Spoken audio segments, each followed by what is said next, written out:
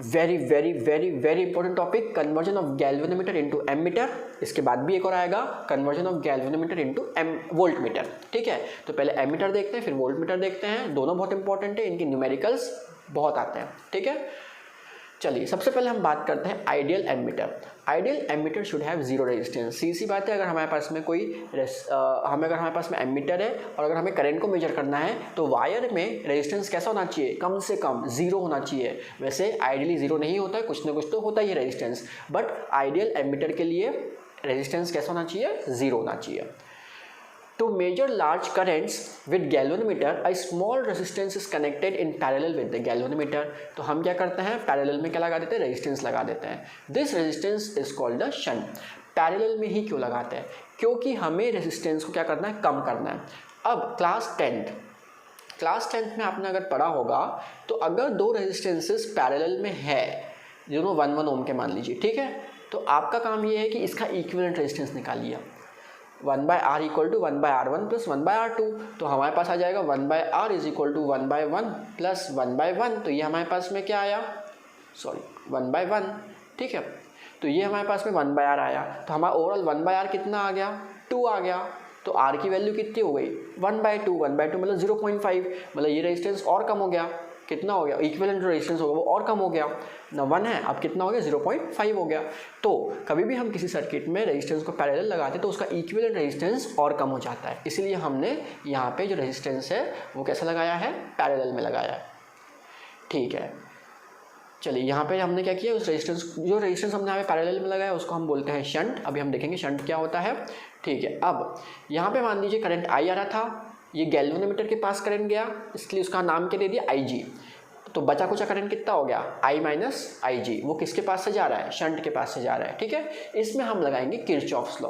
Kirchhoff's law में हमने देखा तो ये एक तो करंट ऐसा जा रहा है और ये मैंने लूप लिया हुआ है, तो मेरे लूप के अकॉर्डिंगली मैं कैसे जा रहा हूँ, ऐसे जा रहा हूँ, दोनों का डायरेक्शन कैसा है, सेम है, तो हम यूज़ करेंगे पॉजिटिव। तो S इंटू I माइनस IG ये हम यूज़ करेंगे। ठीक है, पहली चीज़। फिर यहाँ पे करंट ऐसा जा रहा है लेकिन मैं कैसे जा रहा हूँ, ऐसे जा रहा हूँ, तो ये अपोजिट हो गया, तो यहाँ लगेगा माइनस, तो minus IG into G will be equal to 0 by Kirchhoff's law.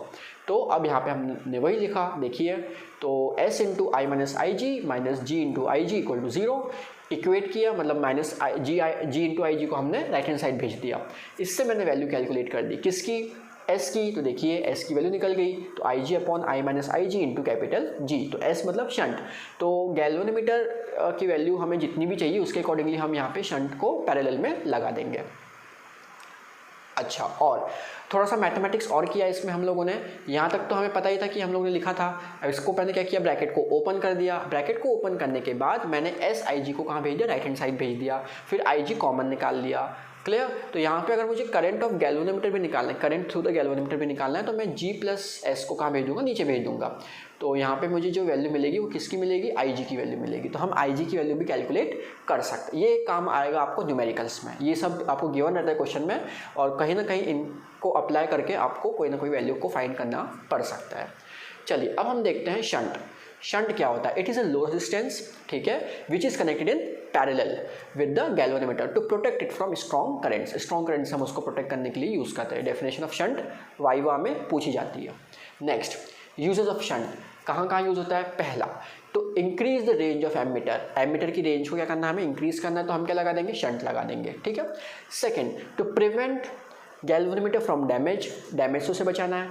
और एक और पॉइंट है, to convert galvanometer into ammeter. Next हम बात करते हैं conversion of galvanometer into voltmeter. ये भी बहुत बहुत इंपॉर्टेंट है ना। तो आइडियल वोल्टमीटर जो होता है उसके लिए रेजिस्टेंस कैसा होना चाहिए, इनफाइनाइट। प्रैक्टिकली इनफाइनाइट रेजिस्टेंस नहीं होता है, बट आइडियल होने के लिए उसे कैसा होना चाहिए, इनफाइनाइट होना चाहिए। तो हमारा काम ये है कि अगर मुझे पोटेंशियल कैलकुलेट करना है तो उस सर्किट में जितना ज़्यादा हो सके रेजिस्टेंस अपन डालेंगे। चलिए, अ galvanometer can be converted into voltmeter bye connecting high resistance, है ना, इन सीरीज विद इट। तो हमने क्या किया, गैल्वेनोमीटर के साथ सीरीज में एक रेजिस्टेंस लगाया, वो भी हाई वाला, ठीक है, ताकि वायर का रेजिस्टेंस सबसे ज़्यादा हो जाए और उसके अक्रॉस हम एक्चुअल पोटेंशियल डिफरेंस मेजर कर सकें। चलिए, तो ये जो सेटअप बनेगा ये क्या बनेगा, हमारा वोल्ट मीटर बनेगा। अब टोटल रेजिस्टेंस की बात करते हैं, तो टोटल रेजिस्टेंस जो है वो कितना हो जाएगा, R प्लस जी, मतलब जो हमने ऐड किया वो प्लस गैल्वेनोमीटर का अपना तो रेजिस्टेंस पहले से ही था, तो R प्लस जी हो गया। अब ओम्स लॉ की अगर हम बात करें, तो ओम्स लॉ से अगर हम देखें तो IG करंट क्या होता है, V अपॉन R होता है, तो ये हमारा क्या हो गया यहाँ पे R टोटल रेजिस्टेंस, तो कितना है यहाँ पे R प्लस जी, तो IG will be equal to V upon R plus G, that's it, इतने पे काम खत्म हो गया। थोड़ा सा इसमें हम मैथमेटिक्स करेंगे, अदरवाइज काम की चीज़ सिर्फ इतनी थी। तो इसमें आप अगर आपको कोई भी वैल्यू फाइंड करनी है तो बाकी चीज़ों को बाकी वैल्यूज़ को पुट करो, जो फाइंड करनी है वो आराम से निकल जाएगी। चलिए, तो हमने क्या किया आगे देखते हैं। R plus G equal to कितना हो गया हम लोग का, V अपॉन IG, शफलिंग किया थोड़ा सा, और यहाँ से हम R की वैल्यू भी फाइंड कर सकते हैं। ठीक है, होप यहाँ तक आपको समझ में आ गया होगा। ये सारी जो मैंने आपको दोनों तीनों केसेस बताए हैं, मतलब galvanometer into ammeter and galvanometer into voltmeter, ये बहुत इंपॉर्टेंट है, उसके ऊपर न्यूमेरिकल आते ही आते हैं, तो इसको अच्छे से करना।